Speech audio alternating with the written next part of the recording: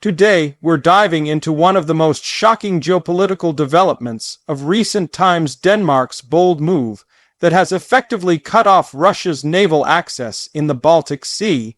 This situation is not just a military or maritime issue, it's a strategic earthquake that's sending shockwaves across Europe and the world.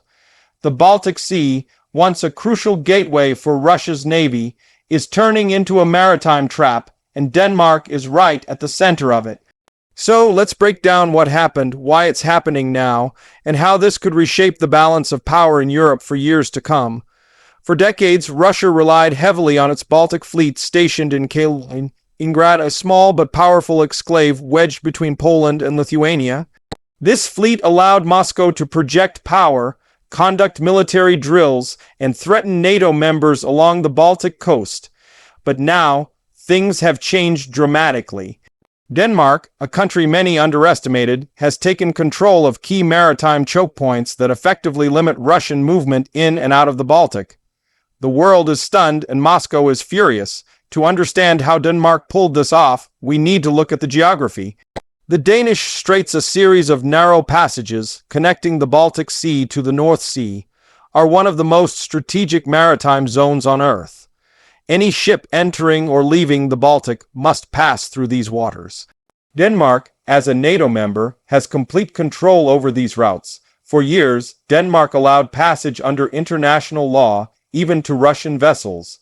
But with rising tensions and Russia's aggressive actions in Europe, that policy is changing. The turning point came when Denmark announced tighter naval regulations and began cooperating closely with NATO allies to monitor every vessel coming through the straits. On the surface, it looked like a move for security and inspection. But in practice, it created a major obstacle for Russia's fleet. Danish authorities, backed by Western intelligence, started inspecting Russian ships, delaying them, and even denying passage under certain security grounds. This new stance, combined with Sweden and Finland's entry into NATO, has effectively surrounded Russia's Baltic presence.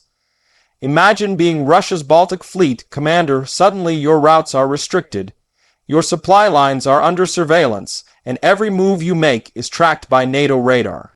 That's the reality now. The Baltic Sea has transformed from a Russian playground into a NATO-controlled lake. For Denmark, this is a massive leap in influence. For Russia, it's a nightmare scenario. Denmark's boldness didn't come out of nowhere. Over the past few years, Copenhagen has invested heavily in modernizing its navy and intelligence systems. The Danish government saw the growing threat from Russia's expansionism, especially after the Ukraine invasion, and decided it was time to act. They began reinforcing naval cooperation with the United Kingdom, Germany, and the United States. NATO's Joint Maritime Command increased patrols around the Danish Straits, and new surveillance systems were installed to monitor Russian movements. When Denmark took these steps, many analysts thought it was symbolic, but it turned out to be strategic genius. Every ship from Kaliningrad that wants to access the North Sea or the Atlantic must now pass through zones controlled by NATO radar and Danish command. Russia can't send reinforcements, can't move large naval units freely, and can't conduct large-scale exercises without being noticed or blocked. It's like cutting the arteries of Russia's Baltic presence.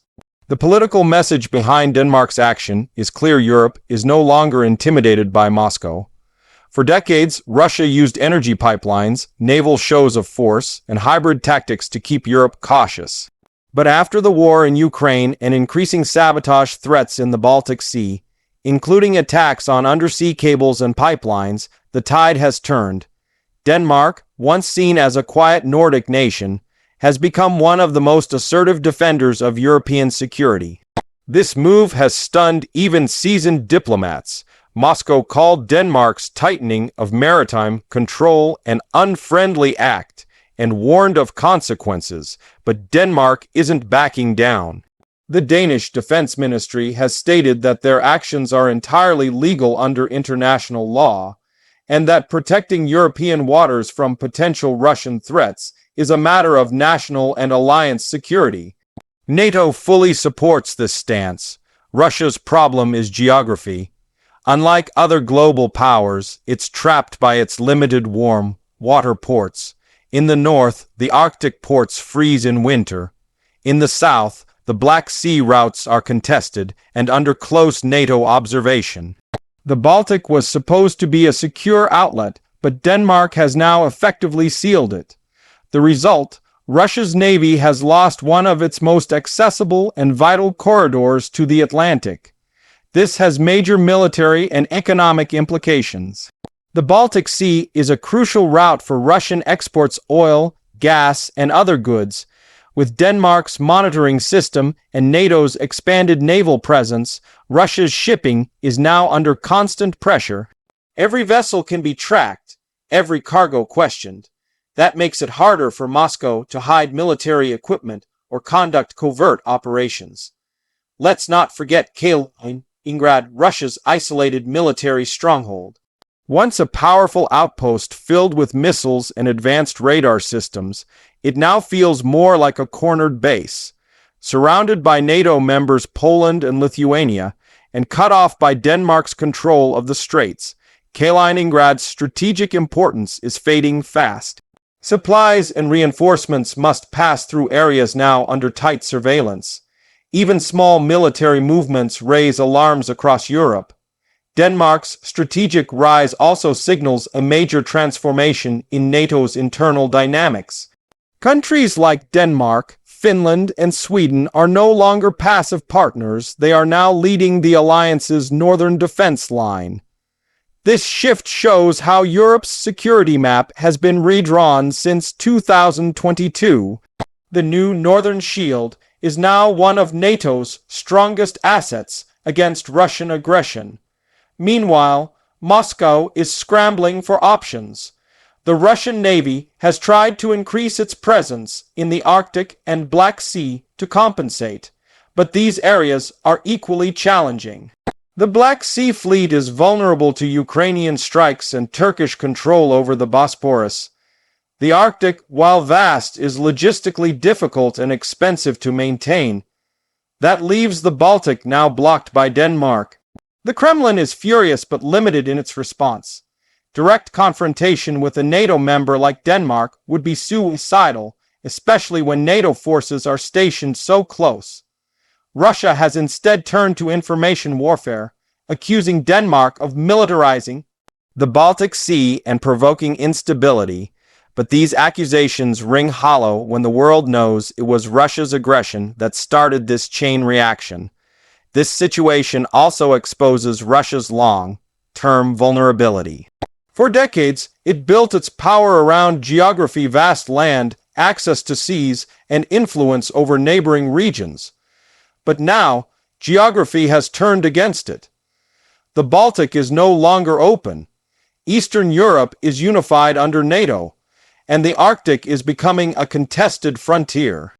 Denmark's move symbolizes this new era, small but strategic nations taking decisive steps to contain Russian influence. The economic ripple effects are also significant. Insurance rates for Russian shipping in the Baltic have soared. Many international companies now avoid routes that pass near Russian-controlled areas.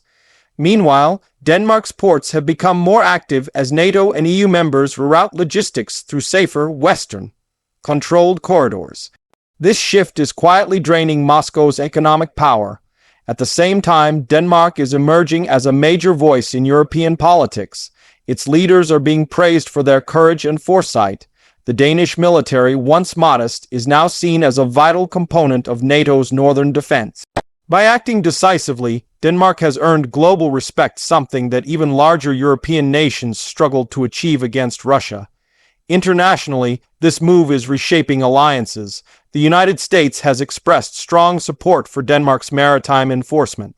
Britain and Germany are coordinating naval drills in the North Sea to back up the new maritime barrier.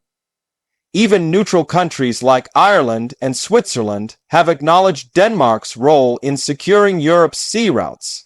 It's a new kind of coalition, not just military, but strategic and moral. For Russia, This loss isn't just about ships, it's about prestige. The Baltic Fleet was once a symbol of imperial and Soviet-era power. Now it's reduced to a regional force, trapped and cornered. The symbolism is powerful, a reminder that aggression has consequences, and that small nations, when united, can stand up to great powers.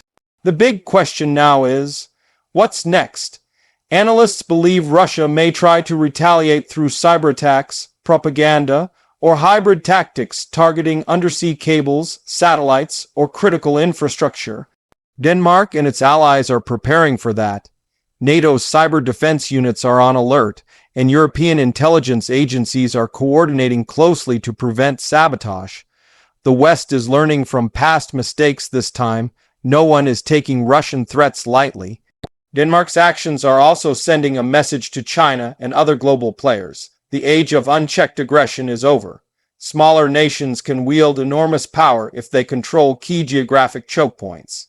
The Danish Straits have become a global case study in modern deterrence, not through massive armies, but through smart strategy and alliances. As the world watches, this story is far from over.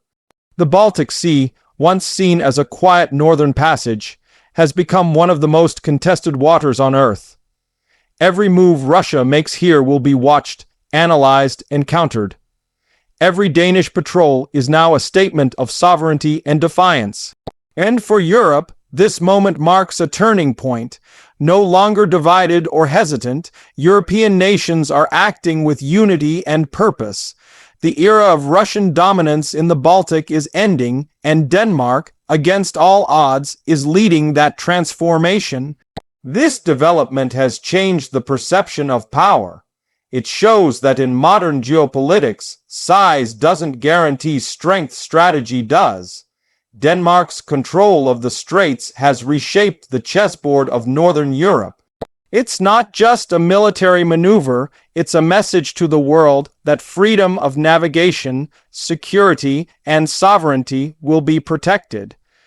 The shockwaves of this move will continue to ripple across global politics. Energy markets will adapt, military doctrines will shift, and alliances will strengthen. Russia, once confident in its regional power, now faces a reality it never anticipated, being blocked by a nation a fraction of its size. And so, as this new chapter unfolds, one thing is clear: Denmark has made history. In the face of intimidation, it stood firm. In a time of uncertainty, it acted decisively. The world is watching, and the message is clear. The balance of power in the Baltic has changed forever. Thank you all for watching. If you found this analysis insightful, make sure to like, comment, and subscribe for more updates on global events and geopolitical shifts. Stay tuned because the Baltic story is only just beginning.